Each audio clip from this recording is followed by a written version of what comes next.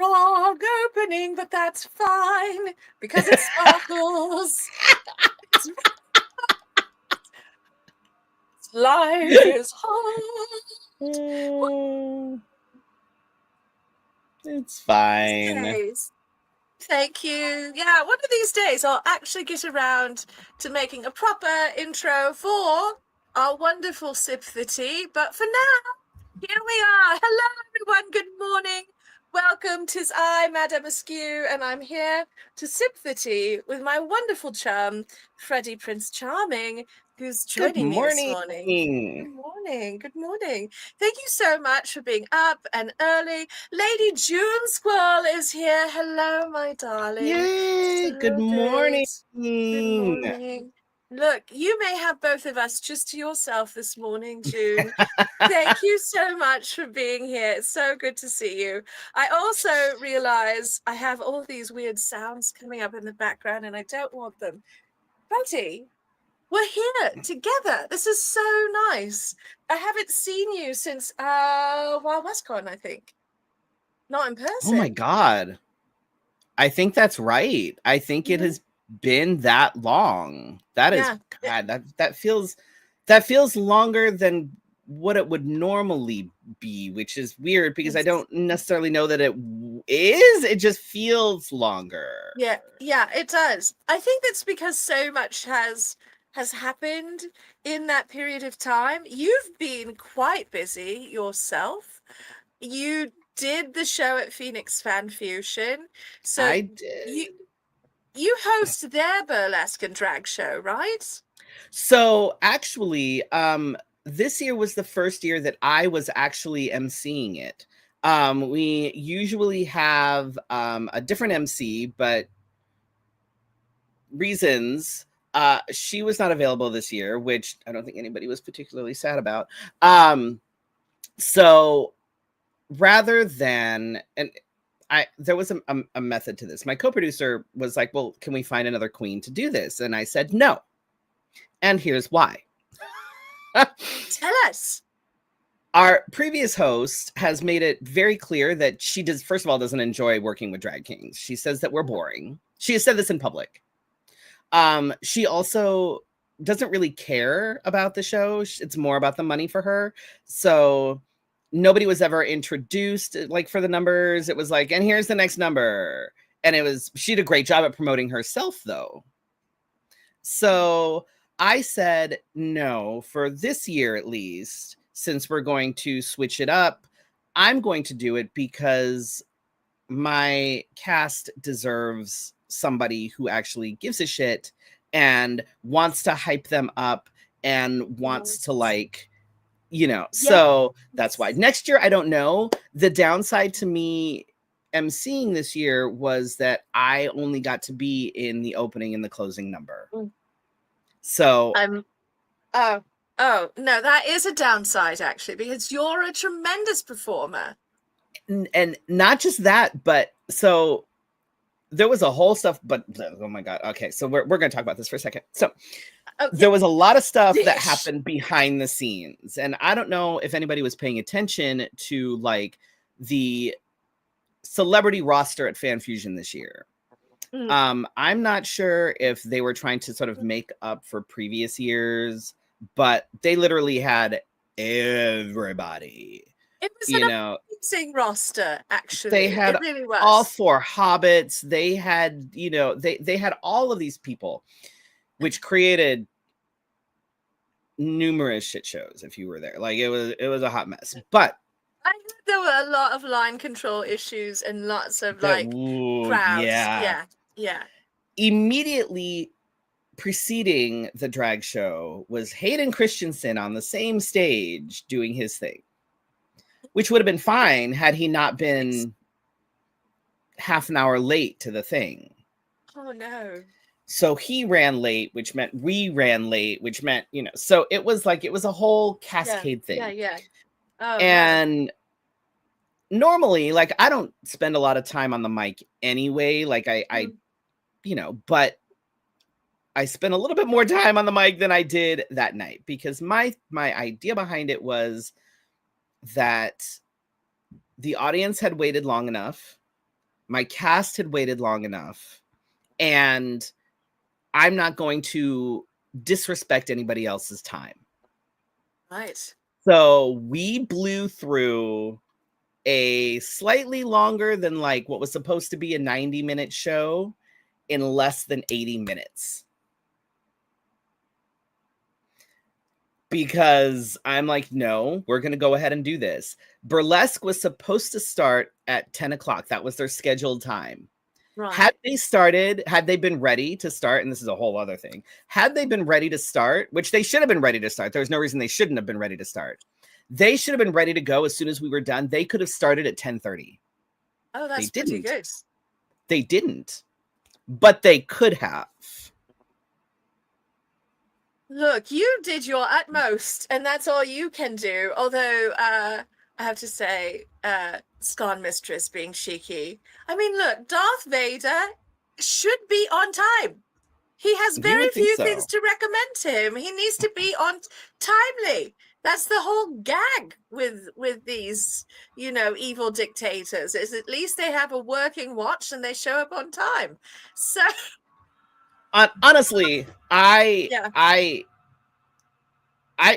was so hyped about Hayden Christensen because like I'm in contact with like the con bigwigs and everything, being one of the producers of this show, and they were very much hyping up this secret celebrity that was like this massive big celebrity. When they announced the Hobbits, I thought that was it. I was like, oh wow, that's awesome. I'm super excited for that. Yes. And then they were like, no, there's more. And I was like, oh, who could this possibly be? And then they announced Hayden Christensen, and I was like, oh, really? That's he's definitely having a moment though, right? Because of the new Star Wars material, and I think he's been kind of like not a recluse, but he's been less available. So if you're really into that era of Star Wars, I know you and I are more about the Hobbits, right? Because I'm like, the Hobbits. I'm like, they announced all the Hobbits. We got to catch Ming-Na Wen's panel, and I love her. She is 60 years old and a badass. Meanwhile, I get out of bed and like tweak my back. Like she's 60. She's 60. She's 60. Like, yeah. Yes. So 2 things. One, Alicia, you're right. I agree. I MC things. So obviously I'm a little bit biased. I've seen Freddy MC, and I do think the MC is a huge part of the show, and that their tone is everything. And I know, Freddy, you and I are very serious about doing a good job honoring our performers, but also being performers and being part of the show ourselves. We're not merely walking on the stage and reading a name and walking off. We're doing some audience work as well. And I want to talk about that, but also, look, Scorn Mistress in with the tea. Yes.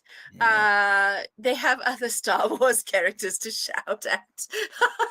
Star Wars fans looking for characters to shout out since 1976. Look,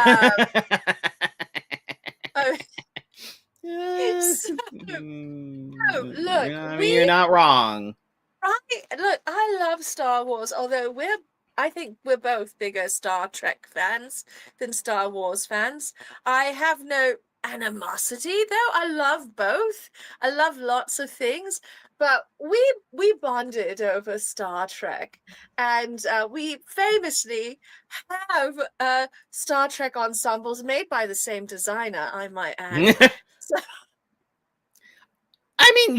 I mean, mine's fine, I guess. I mean, I guess the workmanship probably could have been a little less shoddy, but it'll do, I guess, in a pinch. She really rushed. She rushed. Yeah. I feel like sometimes my designer takes on a little bit too much and then ends up just rushing things at the last minute. And I feel like maybe if she had better either time management skills or something, maybe didn't take on quite as much, that she'd be able to better manage her time and therefore not be like sitting last minute trying to like sew things in her hotel room. But I mean, that's just me. So cold out right now. I didn't say any names. I don't know. It's fine. It's fine. But no, look, I love Phoenix Fan Fusion. I haven't been able to go in years. I love that you're part of the process and that you are creating this space for drag to happen and really supporting your fellow drag performers. But yeah, no, it was savage. It was a savage attack, and Freddie definitely rolled a natural 20 on that attack. It was so good. If you were a bard, that would have been your natural 20 on vicious mockery right there. But no, it's so important because right now you see drag all over the place on the internet. In queer spaces, drag is very celebrated. Drag is also on the forefront of the fight, not only for our visibility, but our inclusion and our equity in our current moment politically. Drag is really under attack. So you are part of making certain that drag is visible in this mainstream geek sphere space. And you do a really good job of that, Freddie. It's remarkable what you're able to bring. Can you just speak a little bit about how you got involved and how you, I mean, my experience as an aside, I didn't know of any drag happening at Phoenix Fan Fusion before you. And you showed up and suddenly there's this wonderful drag space happening. So can you share a bit about that evolution? So actually, the drag show started in 2019, and I was actually supposed to be a part of the first drag show, but I was a reigning national title holder, and I was booked for the drag show, but then I ended up having to travel for a prelim and had to pull out. When I did though, the producer at the time was like, "Can you recommend anybody else?" I recommended Ben Havoc and Justin Sider. Yes. So they've actually been a part of it from day one. I didn't get to jump back in until after the pandemic. And it was the very first drag show that I got to be in as a part of Fan Fusion. The first number I did was I was dressed as the Mandalorian. Full thing, full get up. And I don't know if anybody saw pictures or anything of the closing number, our Beetlejuice number.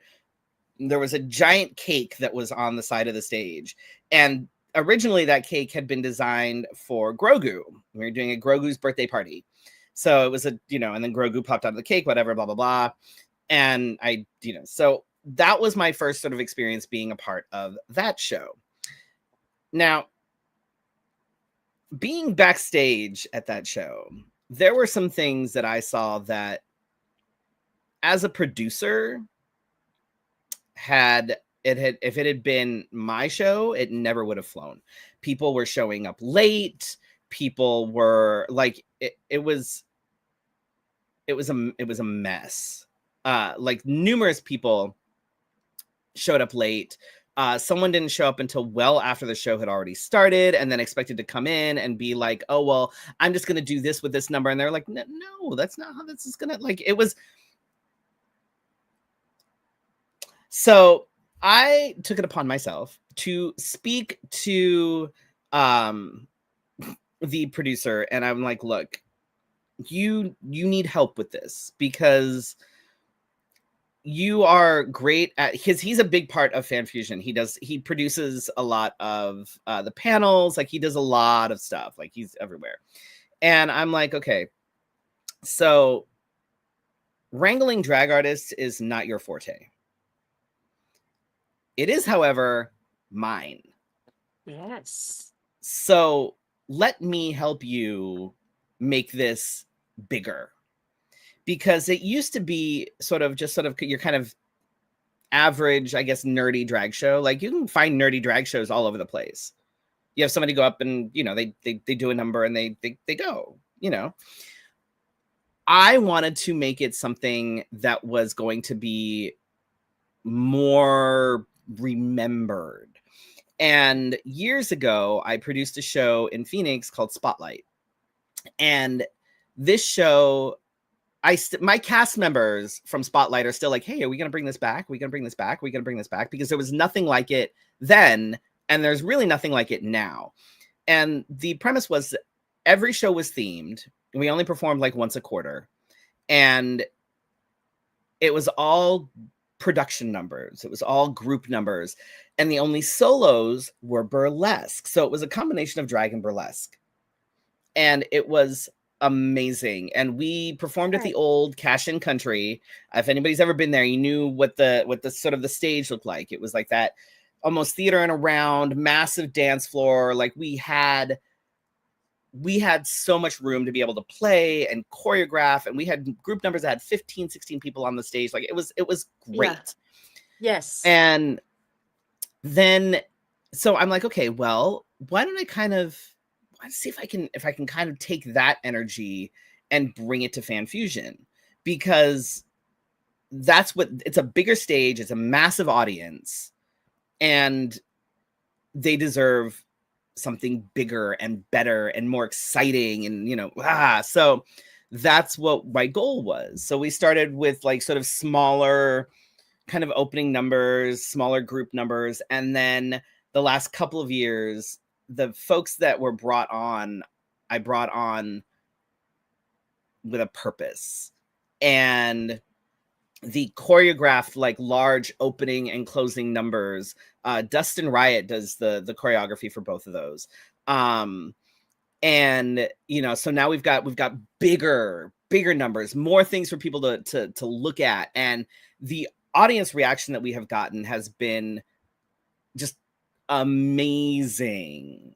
And it's gotten steadily more like, oh my god, that was so good, that was so good. Last year everybody was talking about the Mario number, which I don't think anybody actually realized was almost 10 minutes long. But the way that we did it was almost like 4 or 5 different numbers smooshed into one. It was a constantly moving entity. Yeah. It was like, you know, you started with just Mario and Luigi, and then all of a sudden here comes Toad, and this is a whole number, and then Peter Piranha comes in, and then that's a whole number. Bowser comes in, that's a whole number. Bowsette comes in, and that's a whole number. Like, and by the end of it, you had this whole thing, and people were like, that was 10 minutes? Yeah. Yeah. That's the magic. That's the magic, though, of really having this intentional, and I hate using that word that way because it sounds so precious, but there is intent. You are thinking about the building story arc. And this is something that I think is so critical to elevating, you know, your performance as whatever kind of artist, is acknowledging that you're telling a story and putting thoughtfulness into creating that story. Whether you are dancing on the stage or standing there as an MC or taking off your kit, there's still a story involved. And you really honor that with all of your work. I know Eve also, our dear darling friend Eve, every one of their burlesque pieces is a story. I just adore that element of your approach, and I'm sort of philosophically aligned. So hearing about this, I always wish I could be at your performances at Phoenix, because it really, it has become so legendary over just a handful of years. And as Alicia said, like your Our Flag Means Death number, it's just like people who weren't there know about it, and it sticks with them. What an And last year accomplishment. we ended up with Vico Ortiz in the audience, and they were like going just bonkers over everything, which was awesome. Yes. It's so incredible. So here you are, you have achieved a kind of status as a performer, at least within yourself and your immediate community. And I know this is the challenge for all of us performers everywhere. We hunger for an audience, we hunger for a stage, and it can be a real hustle to make either of those happen. And there's all sorts of nonsense for why you may or may not have access, and some of that nonsense is just arbitrary, and some of it is political. Yeah. But you have been doing this for a long time now. Not like 1,000 years or something, everyone, but like feels like it. Well, every year of performing is like 100 regular right? October will be 20 years. 20 years. Yeah. 20 years. Like that's for a drag king especially, that's a long time. Kings tend to burn out a little bit quicker. I think it has a lot to do with the work twice as hard for half the recognition thing that we're still dealing with. Yes. So oh my gosh. Yeah, because Let's talk about it. This is something that I've been vocal about for years and years and years. Like, honestly, queens can get away with a hell of a lot more than we can. They can get up there in a dress from Ross, not know their words, and people are like, yes. It's, oh Lord. Listen. There have been, I have taken numerous sort of like, breaks over the years, a few months here, a few months there, where I'm just like, yeah. But, at one point there were like 3 national title holders who were kings in Phoenix at the same time, and no one cared. But, Miss Thing over there wins this bar title, and all of a sudden she is the hottest thing since sliced bread. And the implication is always that it's easier for us. And I'm like, have you really? Because have you seen, like, at some point, I think for my Patreon, I'm going to like lay out, like, this is all my makeup. These are things that, like, and if you watch my TikToks, I have like, the kind of sped up, here's me getting into phase. But yes. I don't think anybody actually sees what I use, how much I use, and how long it actually takes me. And if you think that it's easier to like look like a dude, you have no clue what the hell you're talking about. Like, it is, especially now, because things are so much more elevated. Now, when I started, things evolve, right? So yes, and we all start somewhere. And back when I started 20 years ago, drag king makeup, even drag queen makeup, if you look at some of the queens from 20 years ago, you're like, ooh, girl. What is okay, good for you. It's really well, and if you look back 40 or 50 years, right, talk about an evolution, right? It's massive. Makeup was essentially non-existent for kings. Costume was like, I'm gonna wear this different button-up shirt. Like, that's what it was.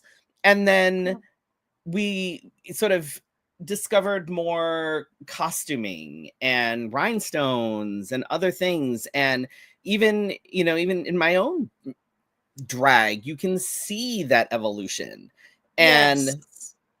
when, you know, there was always, I always kind of fought against this, but like I've always fought against the like kings have to be hyper masculine, because when I started, that was it. You had to be, you know, you had to do what everybody called angsty lesbian music. So you had to do rock, you had to do like this alt, like bleh, thank you, Bill. You know, you had to be this, and I was never that. Yeah. And Yeah. but it was always harder. Um when I started, this is it's interesting how being comfortable in your own skin can make a difference. Because when I started transitioning, all of a sudden I cared zero about what anybody thought.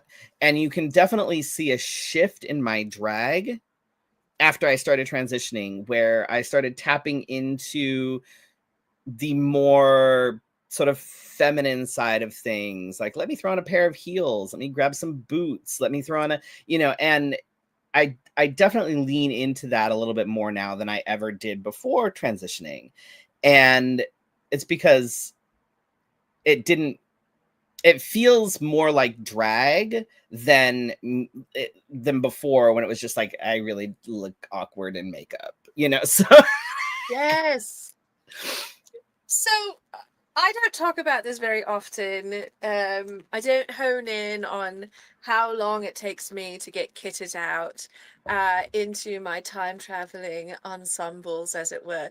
But it takes me like a good hour and a half to 2 hours to go from like I've woken up and have had my first cup of tea to transforming myself with hair, makeup, kit, everything into full Madame Askew regalia.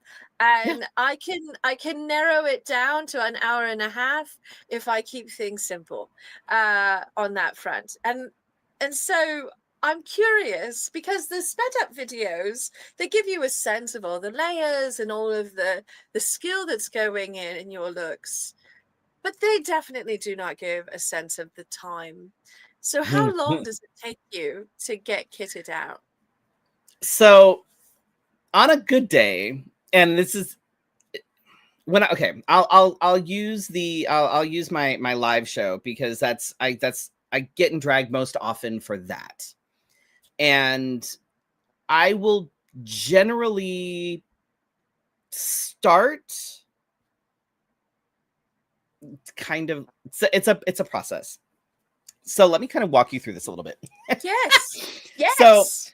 I'm Wednesdays are always a little bit crazy, because we get kids back that day. We get like, so there's always a lot happening. And our standard dinner on that night is spaghetti, because it's something that doesn't have to be watched. I make the sauce, so I am done with work at 3 p.m. At 3 p.m., I close my work laptop and I start making the spaghetti sauce, unless I have to go pick somebody up for some reason, which a lot of Nice. times, if our youngest is doing something, if she's doing a play, if she's got choir rehearsal, whatever, a lot of times it'll be, hey, can you come get me at 4? Can you get whatever? So I will start making the spaghetti sauce at 3. Then I will set it to simmer on the stove, put the lid on it, go fetch people if I have to fetch people. Whatever it is I need to do, sometimes that happens. But then inevitably I will get stuck standing in the kitchen talking to our youngest for probably about 20 minutes, because it's just Yeah. in the meantime, I'm grabbing my energy drink, because I always need one. And I'm kind of sort of getting ready if I have to like feed the pigs, and I'm getting that situated, whatever. Depends on the time. Pigs need to eat around 4:30, otherwise they start getting like, they'll stand at the sliding door and they're just like, Hungry pigs. Hungry pigs. you don't know guilt until you get the death stare from 2 pigs standing at your glass door. Like, that's a thing. So I'm gonna have to, at some point I'm gonna have to video that. It's awful because the door is so dirty from like, because their noses, but at some point I'm gonna be like, this is what I deal with. So at that point, then I will grab my things and I will go into the bathroom where my vanity is. Then that's a whole thing. if I'm lucky, I will get to start at around 4 o'clock. Let's say 4 is when I actually start doing things with my face. Yes. And if I'm wearing contacts, that has to go in first, because otherwise I put like there's base and then lotion and then primer and then things, and I want to put the contacts in before I get stuff all over my fingers. Right. Then when I finally sit down at like, I'm finally sitting down, and if I'm lucky, I already know what I'm doing with my face. Like I have an idea, I have, an outfit picked out. However, there are times when I have no clue what I'm doing.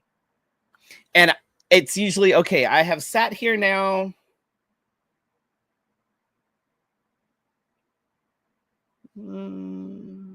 I guess I'll put a base on, and then I put the thing, and all right, let me work on this. And if I'm that, once I get going, good. Okay, now we're in a rhythm. Now we good.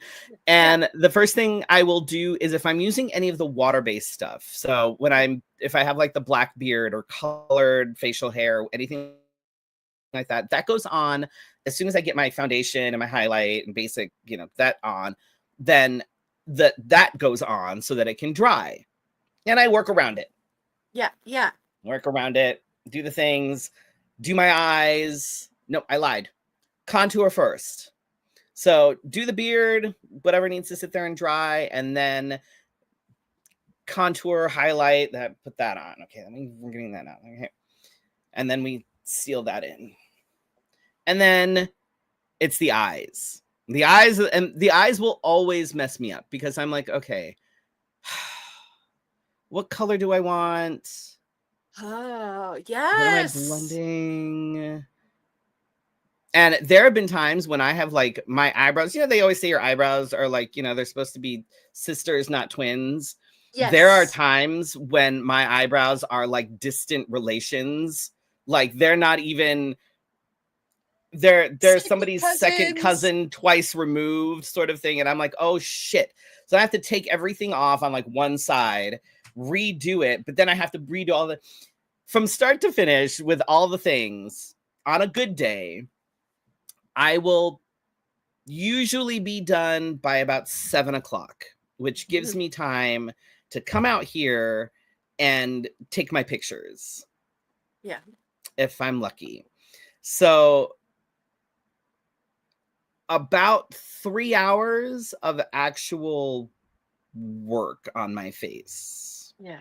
That's not including any prepping, any, having to stop and start, having to fix things, having to, and there are times when it takes longer, and there are times when it takes shorter, when I think that it's going to take longer, and then all of a sudden I'm like, oh,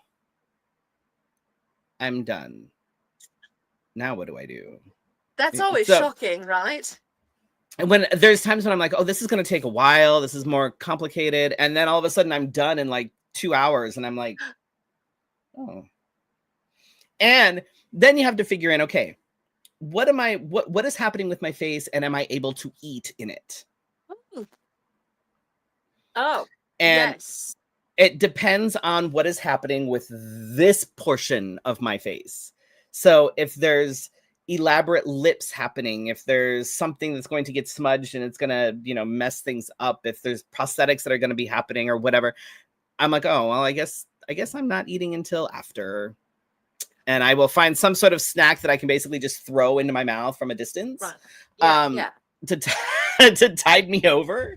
But I would say on average, probably about 3 hours is a good like amount of time. And for things like fan fusion, things like that, I actually have to start earlier, which is why a lot of times with like Wild West Con on Fridays, you'll only see me for the very first part of the day at con, and then I disappear because I have to, I have to plan my cosplays accordingly, because I can't wear a bunch of stuff and then have to take it all off and then put it all back on again. No. So my cosplays on Friday, and this is at Fan Fusion as well, have to be either nothing as far as makeup or something very minimal as far as makeup. Yeah. Because then I have to go back up to the room and it's like, all right, let me kind of reset my face.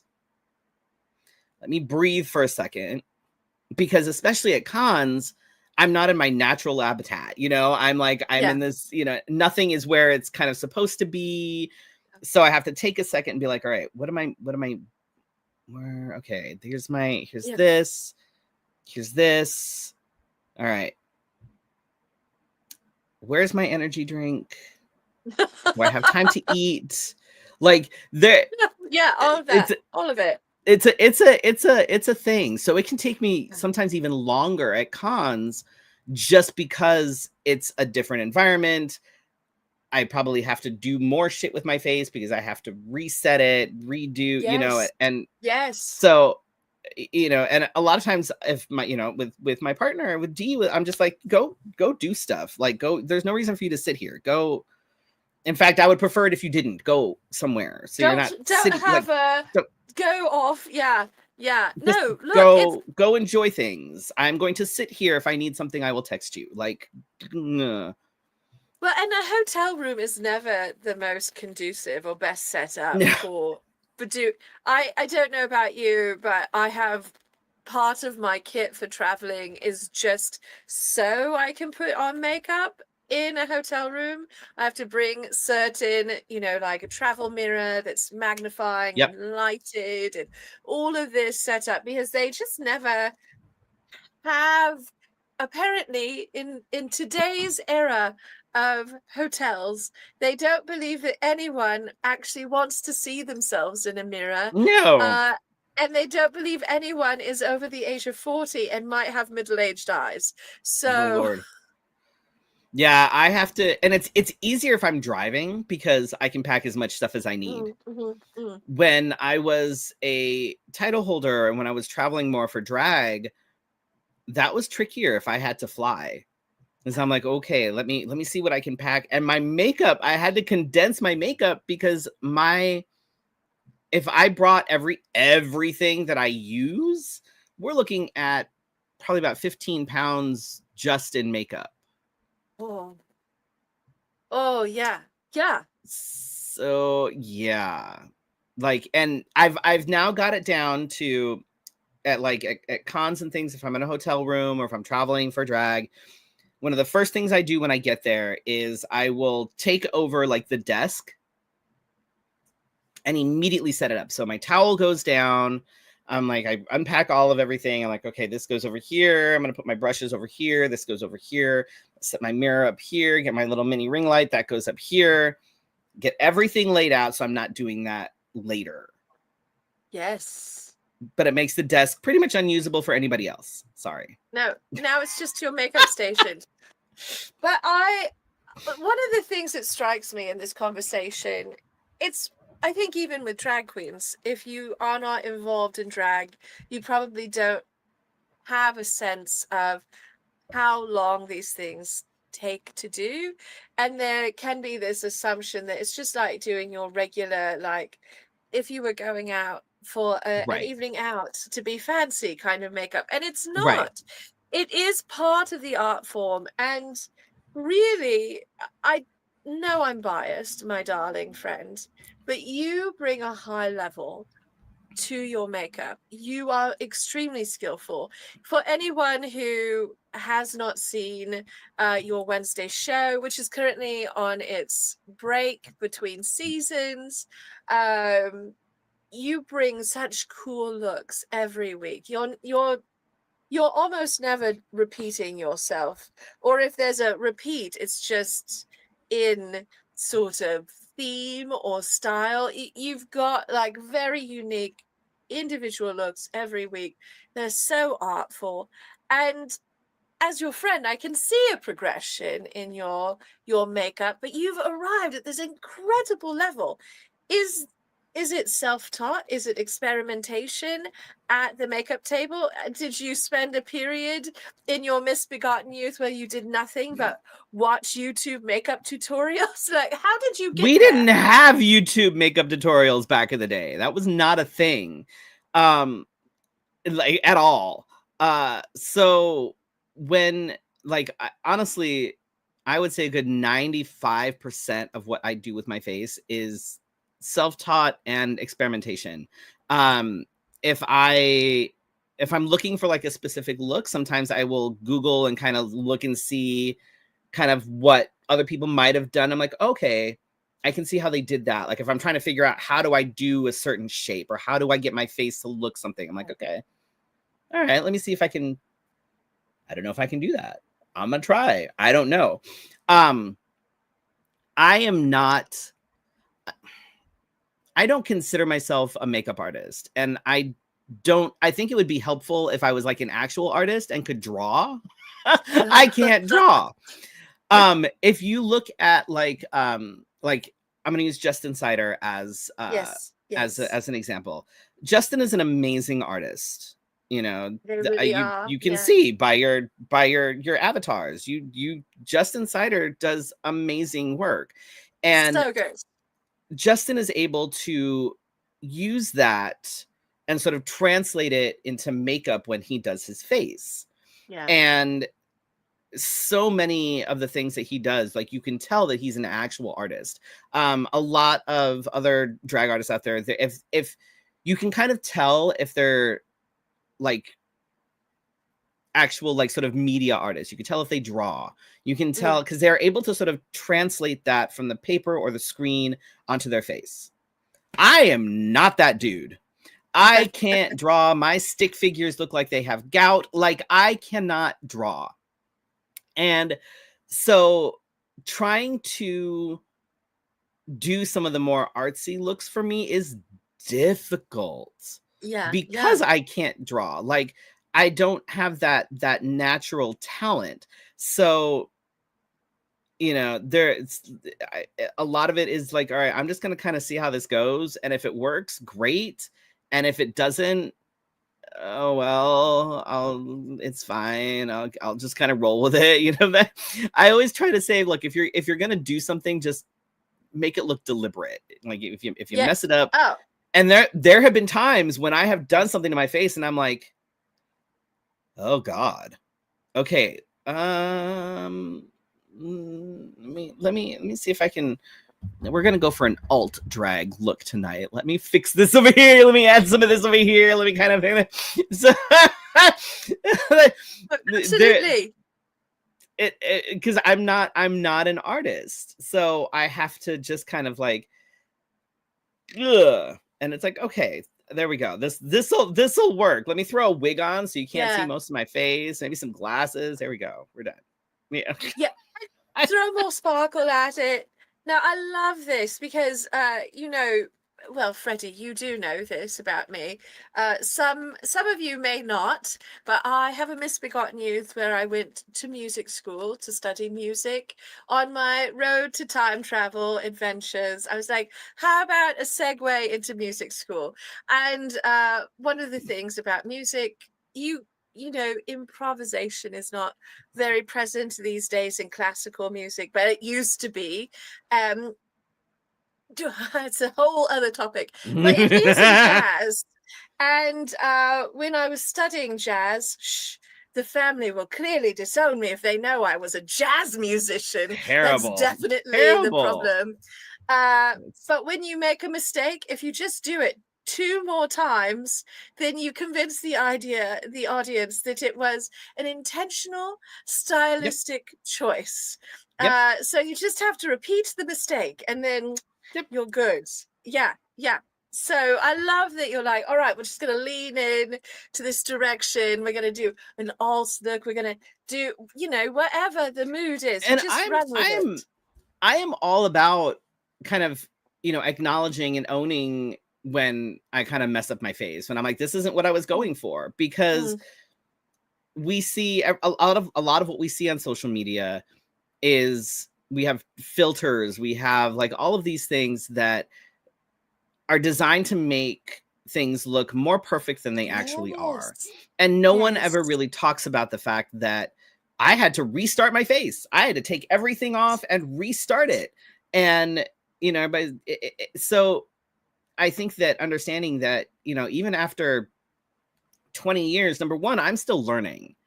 Yeah. And I always say that once you stop learning and stop growing, then you're done.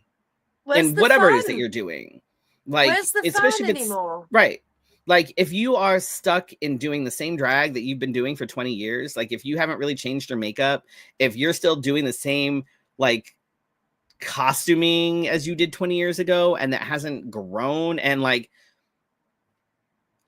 then why are you still doing what you're doing? Because you haven't evolved along with the art form. Right? And I feel like Like, evolution is everything, right? And I could just leave it there, but certainly if you are talking about art, being willing to push yourself always a little bit, and oh, good. I'm sorry, I thought that was about the show. Goodbye, Ty. We adore you. Come back and watch it later, my darling. So, but being willing to push yourself is what makes art a living, breathing thing. Otherwise, it's just a document of like, and that, you I mean, know, it goes for anything. It goes for, you know, fandoms. It goes for cons, steampunk, whatever it is. Like, yes, if you are not willing to grow and expand and evolve, then why are you even doing this? You know, and right. that's like, Yes. I think, you know, back in the day, you know, even in just a few years ago, like if you weren't screen accurate in a cosplay, people would read you for filth. They absolutely would. Yeah, Like, you know, 100%. I know that, you know, that cosplayers would get very meh if you weren't screen accurate. And Yeah. now, thank goodness, there's been an evolution where there are, you know, pink Mandalorians. There are, you know, So mashups of like great. different characters and different So great. fandoms. And Yeah. I'm here for all of it because who Yes. cares? Like, What? why take yourself so seriously? And that's the other thing for me, is that I, I can, I like to consider myself as a versatile performer. And, you Yeah. know, I don't always do, you know, the spooky shit, but I can. Right. I don't Yes. always do camp, but I can. I don't Yes. always do one type of performance because different audiences are going to enjoy different things. And I like being able to change it up. And if I'm performing and you see me on the flyer and you're like, oh, they're going to do one of 3 numbers, I'm like, that's not good. I don't want No. that. I don't No. want that. Look. And too many performers, I think, fall into that, like, that sort of box. They've pigeonholed themselves that now this is all you do. And I know that when you get on Yes. stage, you're going to do this, you're going to take your clothes off, you're going to end up in a jock strap and a harness. Because Which that's can be nice sometimes, but you know, if that's all you've got. right. Then I'm like, Yeah. okay, I'm bored. And that's just my personal opinion. So I try to keep things interesting. You know, I try to bring out different costumes, different types of characters, different types of numbers, because again, if you get stuck doing the same thing over and over again, eh, you're not you're still not growing, you're still not learning, you're still not, you know. And after 20 years, I'm not quite done yet. I'm probably getting there. Not yet. I'm still, you Yeah. know, I'm still kicking around. I'm still kicking around. But I'm still trying to learn different things. At some point, I'm in the process of organizing my drag cave, and I'm almost at the point where I can actually, you know, take my sewing machine out of the box. Um, I know, shocker. See? Like, I don't need to do fancy stuff, but I would like to be able to sew my own things and potentially, you know, hem my pants. But again, that's still a skill that if I'm like, ooh, if I could like sew things, oh my God, if I could sew my own costumes, ooh, shit, You'd be unstoppable, I honestly. would If be. you would be such a multi-threat.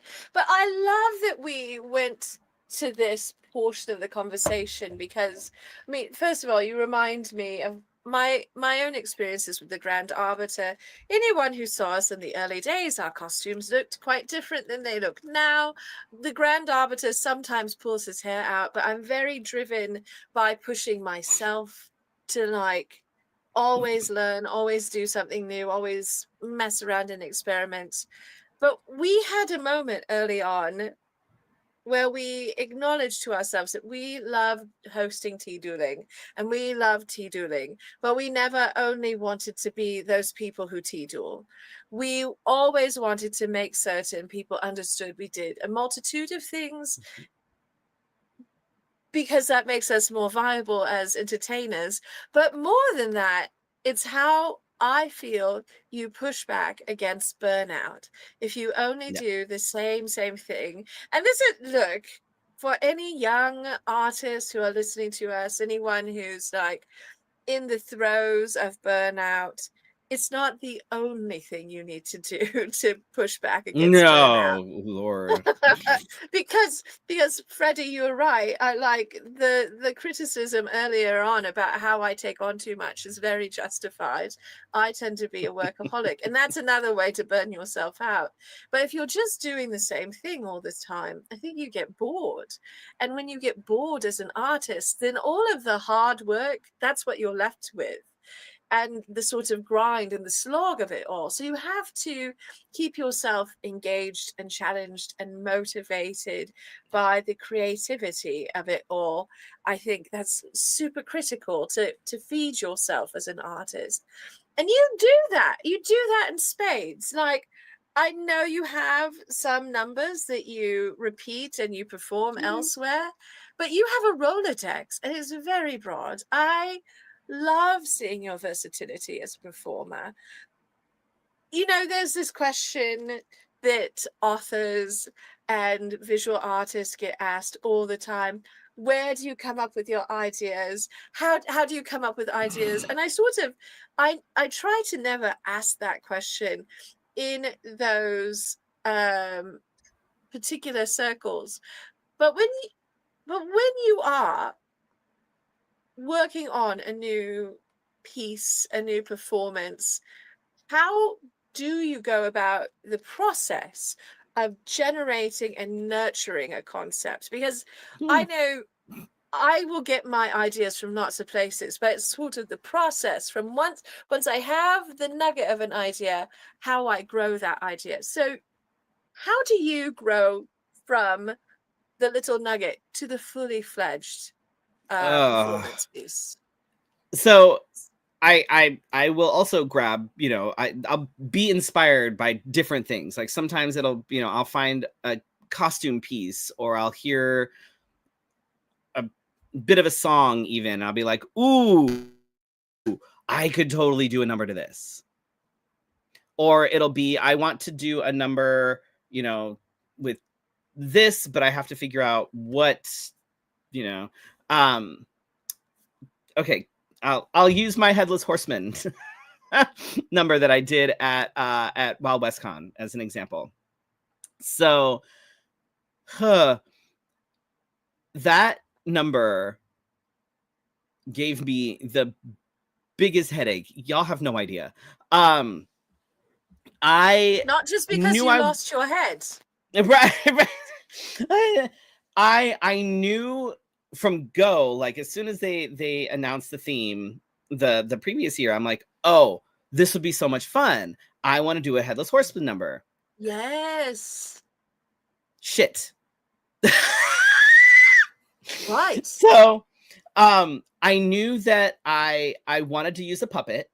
So I reached out to someone who has made some like different prosthetics and things for me before. And I knew that he's made puppets before. And I was like, have you ever made a pumpkin head puppet? And he's like, no, but I can figure it out. So he actually oddly enough, I actually have him sitting right here. It's actually a Joanne's craft, like it's a like a craft pumpkin. So it's like one of the foam pumpkins that he basically was like, well, let me kind of play with it and see what I can do. And, this is what we ended up with. So I'm like, all right, now I have that. what do I want to do about the music? We do have a video of it. At some point I'm gonna have to post it. I do have a video of it. Excellent. I'm like, what do I do about the music? And for months I was like, I'm literally Googling songs about heads. And I'm like, how do I want to go with this? Where do I want to take it? What direction do I want to take it? And I'm looking at these these different songs about heads, and I'm like, okay, do I want to do like spooky? Do I want to like, how do I want to do this? And I'm like, I'm going through YouTube, and I'm looking at things, and I'm listening to stuff, and then all of a sudden this SNL skit pops up,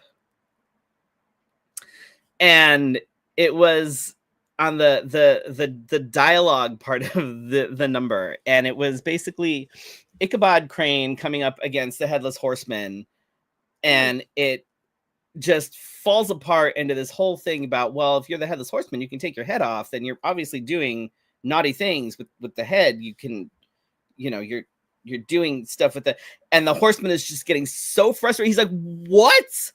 I'm literally here to chop off your head. Why are you talking to me about like self-fellatio? Like, what are you doing? And I'm like, oh.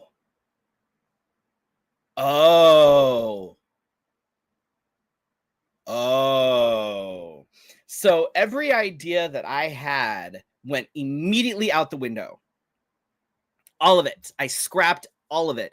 And I messaged Dominic Von Strapp, and I was like, hey, so if I were to do this, could you be an Ichabod I just very briefly, I just need you to pop up on stage every so often. And he's like, yeah, absolutely. So I'm like, okay, so let me make this mix here real quick. And let me find some I'm like, okay, no, we're gonna go with this song. Let's go with some Dean Martin. Let's do some of this. Let's kind of smoosh this together. And then I'm like, I'm like, okay, it's gonna almost be like with Ichabod interrupting, it's gonna be almost like non sequiturs. It's not going to have anything to do with anything. It's not going to have anything to do with the songs that I'm doing. It's just going to be like, hey, I'm going to interrupt you real quick. And because I have this other question. And if you could, can you tell me how you do that? And as I'm putting the mix together, I'm like, okay, this is what I needed. And I sent it to Dominic, and I sent it to a couple of friends so that I could be like, hey, so I'm thinking this is what I'm doing. What do you think? And they're like, oh my God, within the first 30 seconds, I'm laughing my ass off. And I'm like, perfect. That's what I needed. Yes. So I'm like, the process can be either really simple, or it can be a headache for months. And then 2 weeks before you need it, you suddenly become inspired, and you're like, oh, I'm just going to scrap everything and do it this way instead. Yes. Oh, look, listen. I have been there with costumes as well, where I'm like, I've got a really good, strong vision. I think I know what I'm going to do. I can't source the fabric, or I get the fabric and I'm like, oh no, this is Right. not going to do what I want. And then suddenly I have to scrap it, start over. And the new iteration sometimes is really like superior. Sometimes being at, and I say sometimes because occasionally it's not, and it's very frustrating. But usually I'd say more often than not, that moment of crisis actually like forces me to let go of some sort of preconceptions. And now that I'm in this terrible limbo space, then anything goes, because I lost my mooring. And when I sort of give myself that freedom, some magic can happen. That Headless Horseman number was brilliant. It was so funny. It was just an absolutely genius piece of performance, and it was just delightful. I love that there was this like, wild process of getting there. But this is part of you, right? Like, you have evolved, you keep pushing yourself, and you are tenacious as an artist. Like, these little things do not stop you from creating art. And that tenacity, I think, Freddie, I say this as a friend, has really served you in many venues, because you do your drag art not just at places like Phoenix Fan Fusion and Wild Wild West Con. You're also part of Drag Story Hour. You're on the board, right, of Drag I Story am. Hour. I'm actually the president of the board. Freddie, your copious spare time, president of the board of Drag Story Hour, you're out here advocating for your fellow drag artists, but more importantly, I think, for young people who need that. And you're going into some venues that people would not necessarily normally expect to see drag performers. For instance, the state capitol, right?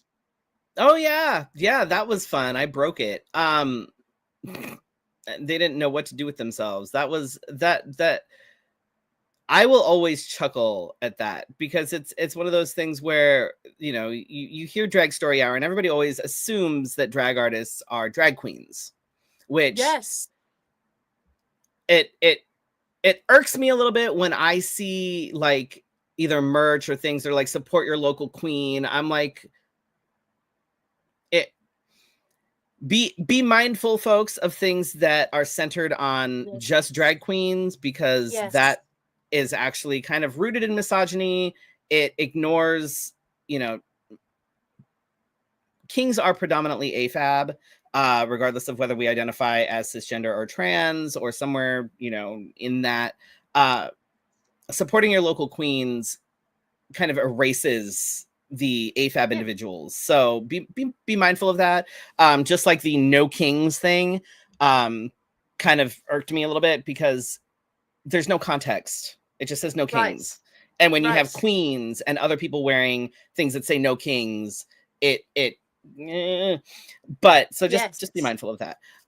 But whenever I do like a drag story hour, whether it's at the Capitol, whether it's at Brick Road, and if we do have protesters or whatever, I can generally walk right past them, because they're thoroughly confused and they don't know what to do with me, and they're not sure what I am or who I am or what's happening. And there are times when I almost wish that someone would confront me, because I would love to just make their little brains explode, because I would love somebody to just, come at me, like, especially like Brick Road or something. And I'll be like, okay, so according to you, but hear me out here. So I'm a trans man, which means that my birth certificate said female when I was born. These are women's pants and women's shoes. Are we, and I'm wearing makeup. So am I good? Am I not good? Am I good? Am I not good? I'll tell you what, I'm going to let you think about it while me and my beard and my fabulousness, we're going to go use the women's restroom, and then I'll come back and talk to you. Because I know that if they were ever confronted with that, they would just, you'd see them short circuit. And it happens every time, when people are asked about like a trans woman in the women's restroom, they freak out. But you show them somebody like me and you're like, so do I belong in the women's restroom? Well, no. But by your logic, I do. Yes. Yeah, but blah, blah, but no. Either I do or I don't. So you can't have it both ways. So people are just like, it's ridiculous. And when I was at the Capitol, I was literally in a suit jacket. I was in pants, and I was reading a book that is called Queer and Fearless, and it was poetry about actual queer leaders. That it wasn't fiction. It wasn't a story about, little Timmy is going to transition into, whatever, like that. It was literally a poetry about actual real people. Yeah. But they had nothing. So they were pulling at straws, trying to find something that was inappropriate. I took my shoes off. Maybe that was it. How dare. Bare Like feet. there was literally, there was nothing that they could, I, that I wasn't dressed inappropriately. There was nothing. And which is generally what happens when you ask anybody that, you know, is against whatever to justify their reasons for either disliking it or being against it. They don't have any. Their logic, if they even attempt logic, is flawed, and their reasoning is insane and makes no sense. And every time you try to like present them with any kind of facts or like the hypocrisy or the fact that they just contradicted what they said 2 sentences ago, they're like, it's like, No, there's okay. no logic there, right? It is irrational. It is hateful bigotry, and I brought this up in part. I'll be honest. I definitely brought this up in part because it's such an incredible story, um, of your tenacity, but also your commitment to your community, not only as an artist and performer, but as a member of the community. You are showing up. And I think there are lots of ways as artists to show up and support your community. Just being visible can be a huge thing. Making space for people to come and be themselves is huge. But you're you're behind the scenes, you're challenging these expectations, you're asking people to question their bigotry by being thoroughly authentically yourself and being a fearless artist. That is no small undertaking, and you're also the president now of Drag Story Hour. I'm coming back to that because you can't give me too much guff for taking on too much work, because you do it too. I know you do, but it's such an incredible organization, and I'm so proud of you for leading that fight, as it were, and being visible. And if you all missed it, I know I posted about Freddie's experience at the Capitol when it happened, because I was both bemused and amused, and also very proud of my friend. At the same time, I was frustrated with the situation. But you're here. You have refused to be silenced or pushed aside or I ignored. I can't always make it to the protests and things. Like there, you know, as much as I would love to be down there every single time there's a protest, realistically speaking, it's not possible. Particularly now, like I can't be out in the sun for more than 10 minutes before I'm a mess. I can't, like, No. you know, and it's just not, it's, you know, but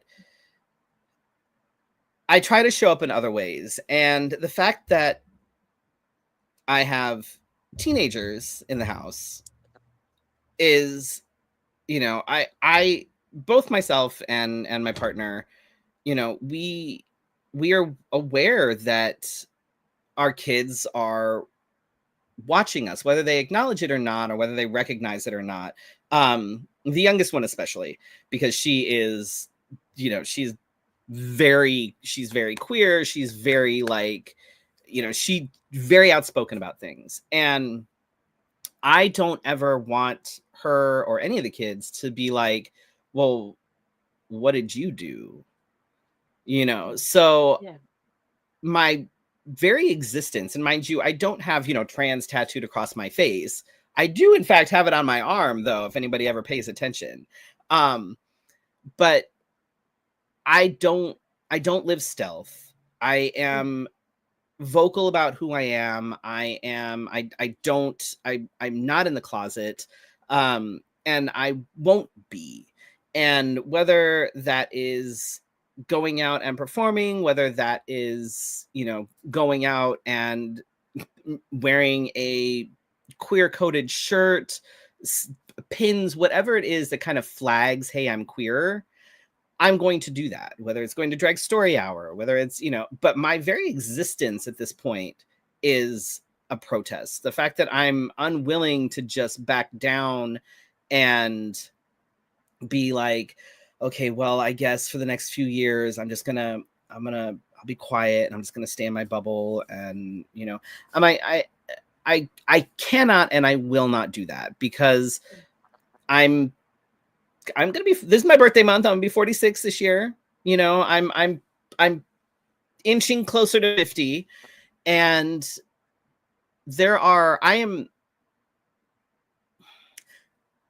I am concerned about the things that are happening, but I'm also of an age where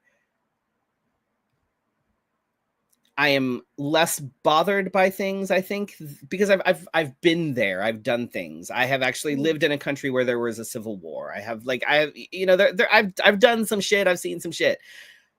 The younger crowd that is coming up, the youth, the kids that are seeing their parents freak out because either their healthcare is being taken away, or they're seeing their parents freak out because the kids' healthcare is being taken away. And, they need to see that it is possible to survive.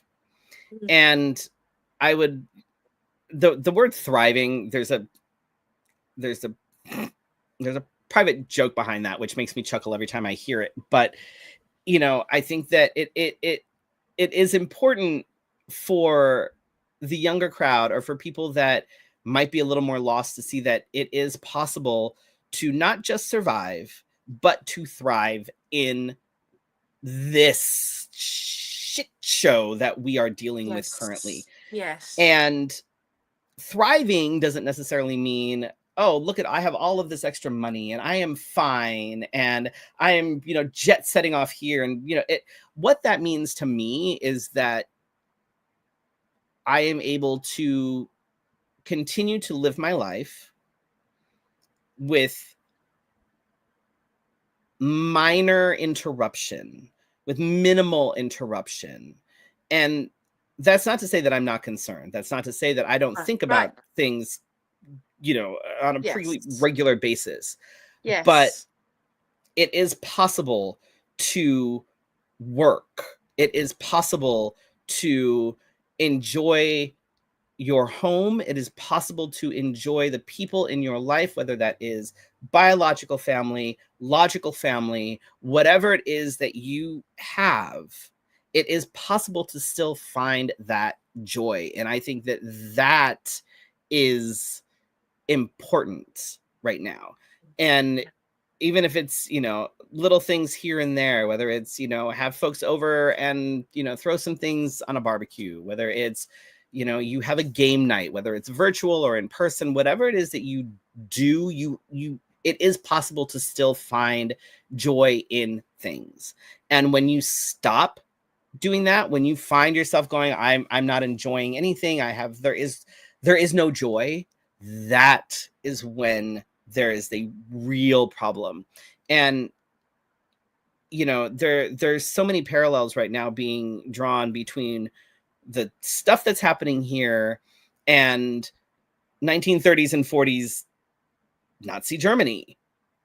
There are parallels that are way too close to, like, there are things that are, but even in 1930s and 40s Nazi Germany, how many stories, how many books, how many things that are people that in the worst possible situations, they are still able to find joy. And that, I think, is what needs to be a focus. Yes, keep fighting, keep protesting, keep whatever it is that you need to do to, ruffle feathers, ruffle those feathers. Yes. But while you're ruffling those feathers, find time to find joy, because otherwise you won't be around to enjoy what happens after this gets cleaned up. Look, as we're both performers, we're both entertainers. My experience with the Grand Arbiters, we're really trying to bring laughter to people and whimsy, but we're both joy bringers because that's the nature of what we do. And I know in this moment, as things are so difficult, it can feel as though creating joy and silliness and these moments of laughter is not appropriate or cop out or weird or whatever. It's like, what are you doing? Why aren't you out in the streets? But joy is something that those who oppress you do not want you to have. And so Right. being joyful is very rebellious. Yep. It's not the end and beginning of resistance, but it's an important part of resisting. And Freddie, honestly, we could just take that last few moments and put that out into the world. Is such a beautiful like call to action and reminder for all of us to hold on to our joy, to celebrate the good moments, to thrive where we're able and where we're at, and to also look to set your like level of what thriving means to something that is not being packaged and marketed and pre-prepared for you by a CEO in some boardroom. Like, you don't need to have all the Gucci nonsense in your life to thrive, but friends, wonderful moments, shared community, that's everything. And Freddie, you do that work. You do make certain that people have access to that. And you are a joy creator in our community. I'm so honored and delighted to know you and call you friend and to get the occasional opportunity to share a stage with you. You really are a pleasure to work with and incredible, and not only as a performer, but incredible professional. Oh my gosh, hello, my darling. Speaking of revolutionaries, kid, Weisotrope is here. What good is a revolution without dancing? Very Absolutely, my true. friend. I Very, love very true. that. So good. Listen, Freddie, I am going to wrap up here with you with my favorite nonsense that I like to do at the end of our interview, which is my modified Proust questionnaire. But I want to thank you so much for this time. It's such a joy. Everyone, Freddie and I will sit down over pastries and tea and have these kinds of conversations because we cannot help ourselves. We just Which we are should do more that. often, honestly. Yes, we should. We should agree. Sometimes that 2.5 hour distance between Tucson and Phoenix is too much. We Two and a need half hours. teleporters. Psh, I can make it in like less than 2. What are you talking about? 2.5 hours. Oh, you haven't been in a horseless carriage with me. I do drive like I'm 10,000 years old. So I'm very like that way on the road. But Lame. I know I'm terrible. But this has been such a moment, a wonderful moment of joy. And I'll be honest, when I reached out to you, I've been wanting to have you on as an interview. It's certainly not as though we haven't had you on to our Friday night show. You've co-hosted with me. We've had you for things like Cog Match. We love to collaborate together. But I've been wanting to have you on as a guest, and it just hadn't like sort of shaken out in our schedules. I was like, it has to happen. It has to happen now and this year. Because frankly, my darlings, we all need a reminder that Freddie exists and that Freddie, it's not just because you're a member of a community, although I love being able to say, here is my friend Freddie, who's out here being visible and fearless and tenacious, and a queer member of the community, a trans community member, all of these things. I want people to see that, but more than anything, I want people to remember that you're out here creating joy and making magic on the stage. And so it had to happen in your birthday month. Obviously, that was critical. And it also, we couldn't wait another year. Could not let more time go by. So thank you for making this time. I'm so glad I was able to do this. Yes. I actually completely forgot about it until last night, and I happened to look at my calendar and I was like, oh shit. So I made sure that I set my alarm right then, because otherwise I would have forgotten to set my alarm, and then it would have been even worse this morning. And I was like, oh, I'll get up with enough time to be able to do something with my face. Yeah, that didn't happen, so I apologize for that. But it's fine. I'm So here. dapper. This is, Look, you're wonderful. You're so dapper. You know I love a flat cap anyway, and plaid. You always look stunning, my friend. And you know how I feel about a dandy. So I think you this look is great. look, I'm Look, dressed. That's about as good as it's not as dandy as you're gonna get today. just dress down, dandy. We need those moments. It's a reminder that you can still be dapper and tired at the same time. It's Yeah. possible. So, all right, I'm going to get into it. This is my special nerdy bit that I like to finish out with, because at the end of the day, my darlings, I may be a time traveler, I may be queer, I may be a geek, but I will always be a nerd. And most importantly, a nerd for literature and language. And so here we are. Proust questionnaire, Marcel Proust.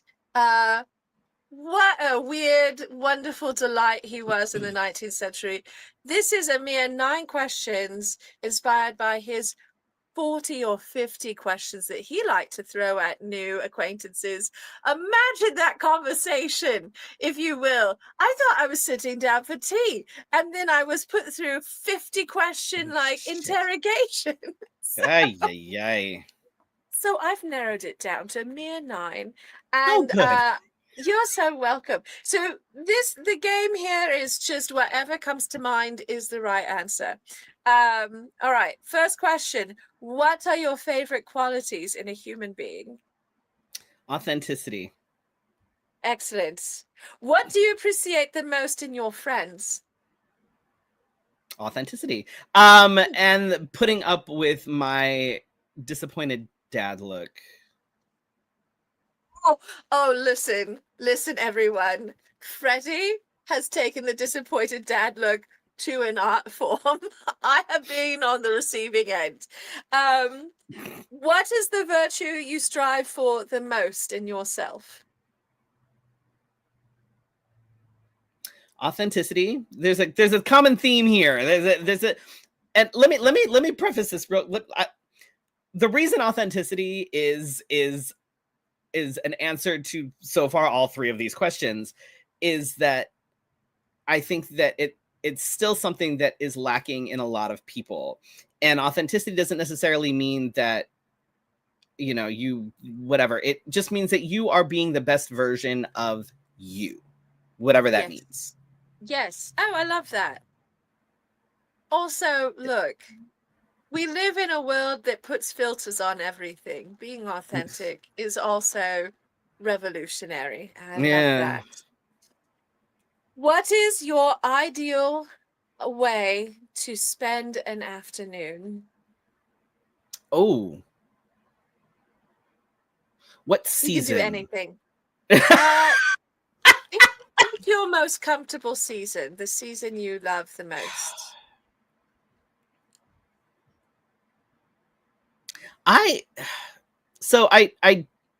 That's hard.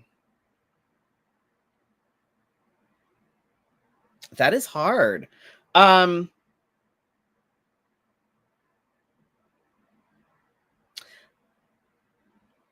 In sort of the most general terms, I think my ideal way to spend an afternoon would be with people who make me laugh.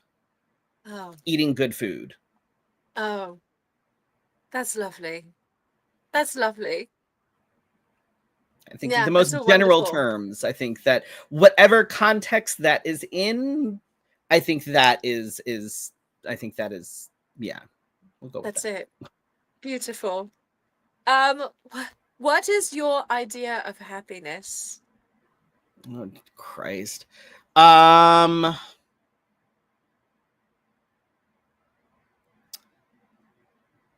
a good pastry and weather that stays around 80 degrees or cooler. Ooh. Oh, that is awfully nice. Especially right now in Yeah, Arizona. yeah. That sounds so good. That Oh, yeah. so good. All right. What is your idea of the lowest depths of misery? Having nothing for dessert in the house Huh? and weather being in triple digits. Combination Oh, of both of those things. shocking. No, look. Oh, yeah, absolutely.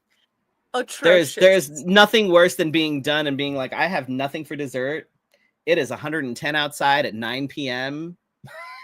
I don't even have ice cream. Oh, Nothing. Nothing. Like nothing. No. that is the ultimate bottom. That is rock bottom for me. You know what? Look, it's pretty bloody awful. That is. Yes. All right. Okay. What, if you have one, or if you were to have one, what is your motto? Oh. Don't do dumb shit. Oh, that's a great motto. That's basically that is like that's the only rule we have in this house when it comes to the kids, and it applies broadly across many things. Yeah. Like just don't do dumb shit, and that encompasses a plethora of sins and things. Just don't do it. If Don't you do have to it. ask yourself, don't do it. Is this dumb? Don't do it. Resist Right. the urge. Oh my gosh. All right. This is my favorite question, or what I love all of them. They're all wonderful. But what is your favorite swear?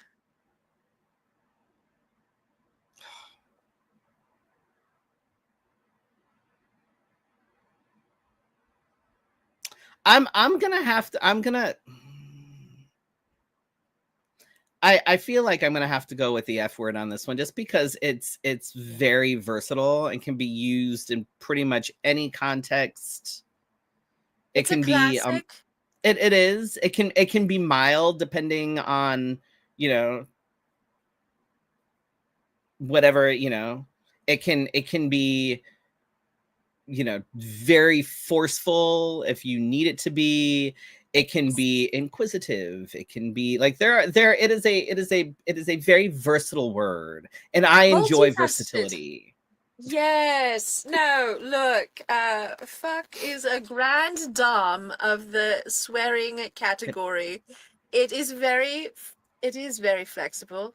And also it has good mouthfeel. And It so does, yes. It very does. satisfying to use.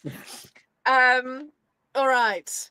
This is inspired by all of the wonderful authors I've had the pleasure to interview over the last almost 2 years for this show, but really more like the last 5 years.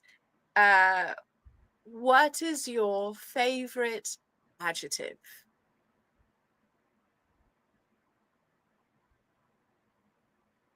Oh.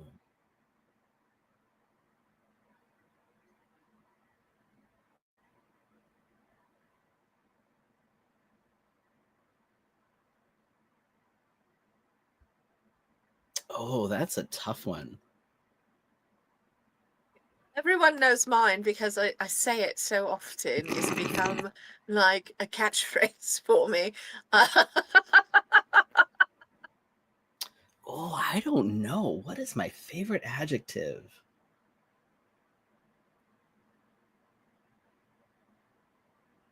I don't know. Yeah. I Yeah. Oh, I don't know. Trying to think, what do I use a lot? And I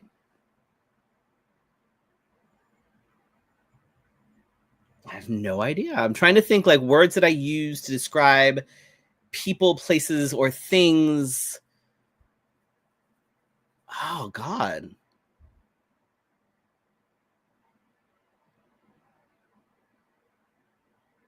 I honestly, I have no idea. Listen, Freddie, it's so rare that I stump you, and I'm certainly never trying to stump you, my friend, because you are brilliant, and I am so delighted by your insights. But I love that you're going to go out from the interview considering what your favorite adjective is.